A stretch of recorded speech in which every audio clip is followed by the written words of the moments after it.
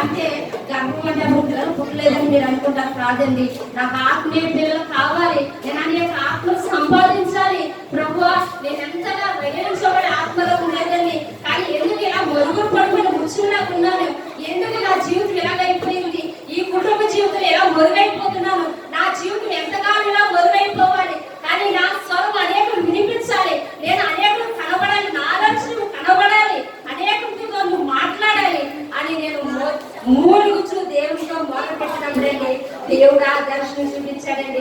ఇప్పుడే నీ ఆత్మీయ గర్భాన్ని తెరుస్తున్నానమ్మా, నన్ను విడిచిపెట్టాడు, ఇలా గెలిచేసి వెళ్ళిపోయినప్పుడు వెంటనే వెలుగు వచ్చేస్తున్నాడు. దేవుడి స్తోత్రం. అప్పటి నుంచి ప్రార్థిస్తున్నామంటే అప్పటి నుంచి ప్రార్థిస్తూ ఉన్నప్పుడు దేవుడు అక్కడ దేవుడు అనేక సంఘాలు, అనేక బిడ్డలు ఉత్తేజపరచడానికి, ఉద్యోగపరచడానికి, చల్లారిపోయిన ఆత్మలు రగిలించబడడానికి, మరి లోకంలో కలిసిపోయిన ఆత్మలు మరలా దేవుడితో అంటు కట్టబడడానికి దేవుడు మమ్మల్ని ఒక సాధనాలుగా వాడుకుంటున్నాడు. దేవుడి స్తోత్రం. హల్లెలూయా, హల్లెలూయా. మరి ఇట్టి కృప ఇచ్చిన దేవాది దేవునికి వందనాలండి. నేను చాలా పిరికిదాన్ని, ఒక కుమార్తెని లేఖలని 7 సంవత్సరాలు పుట్టాను.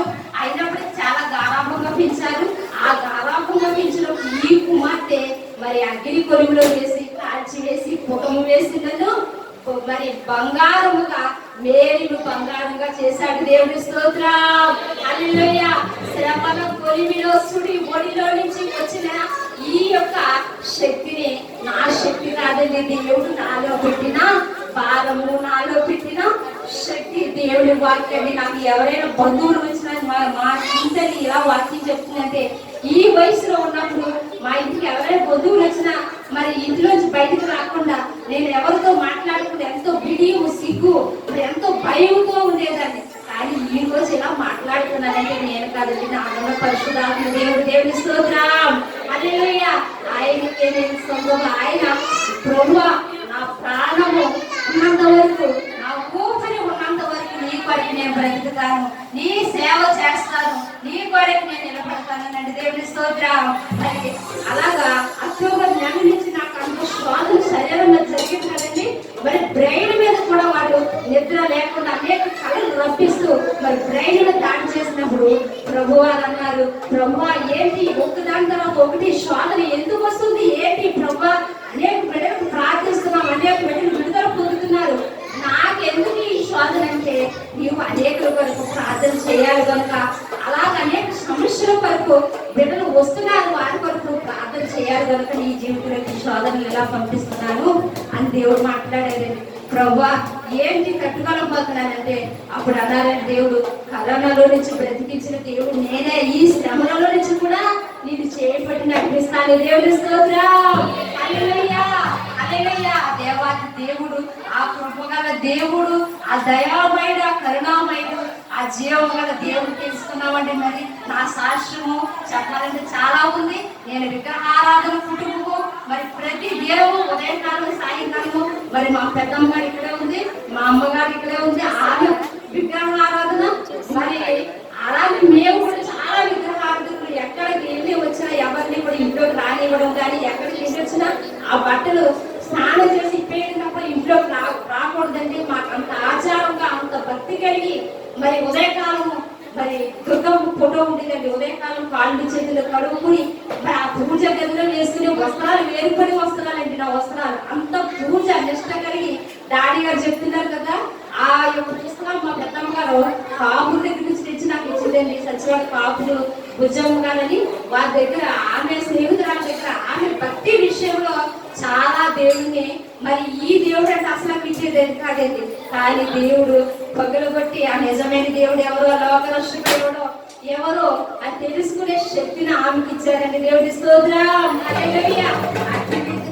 మరి నాకు తెలియకుండానే ఉదయకాలము, సాయంకాలం మళ్ళా స్నానం చేసి, మళ్ళీ ఆ బట్టలు వేసుకుని, మళ్ళీ ఆ పూజ గదిలోకి వెళ్ళి మరి అగరొత్తులు వెలిగించి అవన్నీ చేసి మంత్రాలు చదివి వచ్చేటంటే నేనే ముందు రోజు మర్చిపోయి భోజనం చేసేసి స్నానం చేసి అంటే మా అమ్మ మీద పూజేసింది.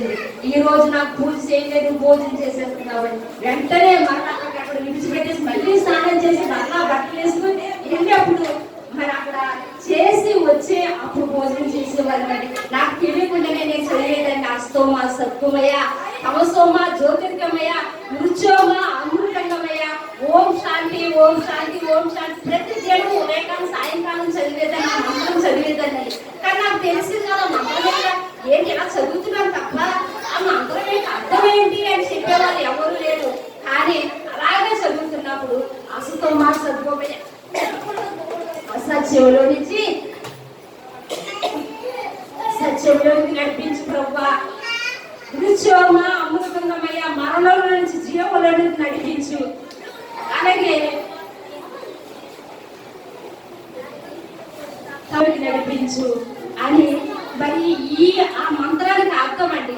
ఆ యొక్క మంత్రము యోహాను సువార్తలో నేనే మార్గము సత్యము జీవము అన్నాడు. దేవుని స్తోత్రం. హల్లెలూయా.